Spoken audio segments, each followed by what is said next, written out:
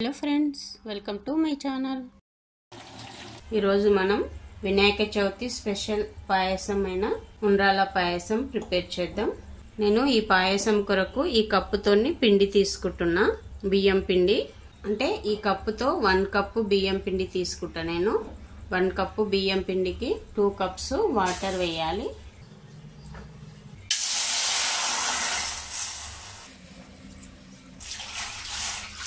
ఇప్పుడు ఈ వాటర్లో 2 నుంచి 3 టేబుల్ స్పూన్స్ నానబెట్టిన శనగపప్పు వేసి ఒక 5 మినిట్స్ ఉడకనివ్వాలి. నేను 3 అవర్స్ నానబెట్టిన పప్పుని ఫ్లేమ్ని మీడియం ఫ్లేమ్లో పెట్టి ఉడకనివ్వాలి. ఇప్పుడు ఇందులోనే 3 to 4 టీ స్పూన్స్ బెల్లం వేసుకోవాలి. అంటే ఉండ్రాలు చప్పగా ఉండకుండా కొద్దిగా స్వీట్గా రావడానికి బెల్లం వేసుకోవాలి. ఇప్పుడు ఈ పప్పుని ఒక 5 to 7 మినిట్స్ ఉడకనిస్తే సరిపోతుంది. ఫ్లేమ్ని మీడియం ఫ్లేమ్లో పెట్టి ఉడకనివ్వాలి. మూత పెట్టి ఉడికిస్తే త్వరగా ఉడుకుతుంది. పప్పు ఇలా అంటే 2 పీసెస్ రావాలి. ఇలా అంటే ఇప్పుడు పప్పు ఉడికింది. ఇప్పుడు ఇందులో 1 కప్పు రైస్ ఫ్లవర్ వేసి కలపాలి. లమ్స్ రాకుండా కలపాలి, కొద్ది కొద్దిగా వేసుకుంటూ. ఇప్పుడు దీనిని అడుగంటకుండా ఇలా కలుపుతూ 2 మినిట్స్ ఉడకనివ్వాలి. ఎక్కువ అవసరం లేదు. ఇప్పుడు స్టవ్ ఆఫ్ చేసుకొని కొద్దిగా చల్లారనివ్వండి. ఇప్పుడు దీనిని ఒక ప్లేట్లోకి తీసుకుందాము.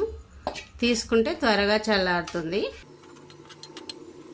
ఇప్పుడు దీనిని చల్లారనిద్దాం. ఇప్పుడు ఇది కంప్లీట్గా చల్లారింది. ఇప్పుడు మన చేతికి కొద్దిగా నెయ్యి కానీ ఆయిల్ కానీ గ్రీస్ చేసుకొని కొద్దిగా ప్రెస్ చేస్తూ ఇలా ముద్దలాగా చేయాలి. ఇలా ముద్దలాగా చేసి సగం పిండి పక్కకు పెట్టి ఇలా సగం పిండితో కొద్దిగా పిండి తీసుకొని ఇలా రౌండ్గా బాల్స్ లాగా చేయాలి. మీకు ఏ సైజులో కావాలంటే ఆ సైజులో చేసుకోండి. అన్నీ ఇలా ప్రిపేర్ చేసి పెట్టాలి. ఇప్పుడు వీటితో మనం పాయసం ప్రిపేర్ చేద్దాం. ఇప్పుడు మనం పక్కకు పెట్టిన ఈ పిండిలో కొద్దిగా వాటర్ వేసి జారుగా చేయాలి. ఇప్పుడు మనం పాయసం ప్రిపేర్ చేద్దాం. స్టవ్ పైన ఒక కడాయి పెట్టి అది వేడెక్కాక కొద్దిగా నెయ్యి వేసుకోవాలి. ఇప్పుడు ఈ నెయ్యిలో కొన్ని డ్రై ఫ్రూట్స్ వేసుకోవాలి. మీ దగ్గర ఏవి అవైలబుల్గా ఉంటే అవి వేసుకోవచ్చు. బాదం అలా. నేను కాజు కిస్మిస్ తీసుకుంటున్నా. ఇవి కొద్దిగా కలర్ చేంజ్ అయ్యే వరకు వేయించాలి. ఇప్పుడు ఇవి కొద్దిగా కలర్ చేంజ్ అయినాయి కదా, ఇవి తీసి ఒక ప్లేట్లోకి వేసి పక్కకు పెట్టుకుంటే సరిపోతుంది. ఇప్పుడు ఈ కడాయిలో కొన్ని వాటర్ వేయాలి. నేను ఈ గ్లాస్తో ఒక గ్లాసు మీద పావు సగం తీసుకుంటున్నా. అంటే మనకు పాయసం ఏ కన్సిస్టెన్సీలో కావాలో అలా తీసుకోవాలి. ఇప్పుడు ఈ వాటర్ని కొద్దిగా మరగనివ్వాలి. ఇప్పుడు ఈ వాటర్ మరుగుతున్నాయి కదా, ఈ మరుగుతున్న వాటర్లో మనం ఈ ఉండ్రాలు చేసి పెట్టినాం కదా, ఇవి వేసి ఉడకనివ్వాలి. వీటిని 8 to 10 మినిట్స్ ఉడకనివ్వాలి. మధ్య మధ్యలో కలుపుతూ ఉండాలి. మరీ ఎక్కువ కలపొద్దు, ఇవి చినిగిపోయేటట్లు. ఇందులోనే కొన్ని ఎండు కొబ్బరి ముక్కలు వేసుకోవాలి. మూత పెట్టి ఉడికిస్తే త్వరగా ఉడుకుతాయి.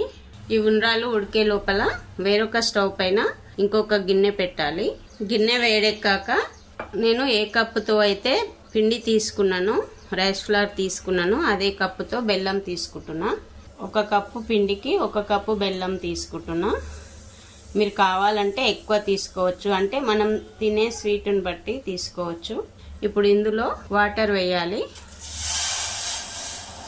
1 కప్పు బెల్లానికి 2 కప్స్ వాటర్ వేసిన. ఇది పాకం రావాల్సిన అవసరం లేదు, బెల్లము జస్ట్ కరిగితే సరిపోతుంది. ఇప్పుడు బెల్లం కరిగింది.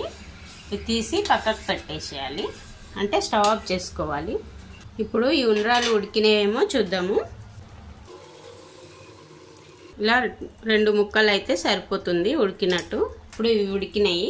ఇప్పుడు మనం కరిగించి పెట్టిన బెల్లం ఉంది కదా, ఈ వాటర్ని వడగట్టి ఇందులోకి వేసుకోవాలి. అంటే బెల్లంలో పుల్లలు లాంటివి ఏమైనా ఉంటాయి కదా, అలాంటివి ఉన్నాయి అనిపిస్తే, పుల్లలు లాంటివి ఏమన్నా ఉన్నాయి అనిపిస్తే వడగట్టండి, లేకుంటే అవసరం లేదు. ఇప్పుడు ఇందులోనే మనం కలిపి పెట్టిన పిండి ఉంది కదా, అది కూడా వేసి కలపాలి. ఇప్పుడు ఇంకొక 5 మినిట్స్ ఉడకనివ్వాలి. అంటే ఈ పాయసం కొద్దిగా దగ్గరకు పడనివ్వాలి, అప్పటి వరకు ఉడకనివ్వాలి. అలాగే ఒక 1/2 టీ స్పూన్ వరకు ఇలాచీ పౌడర్ వేసుకోండి. మనం వేయించి పెట్టిన కాజు ఉన్నాయి కదా, అవి కొన్ని వేసుకోండి.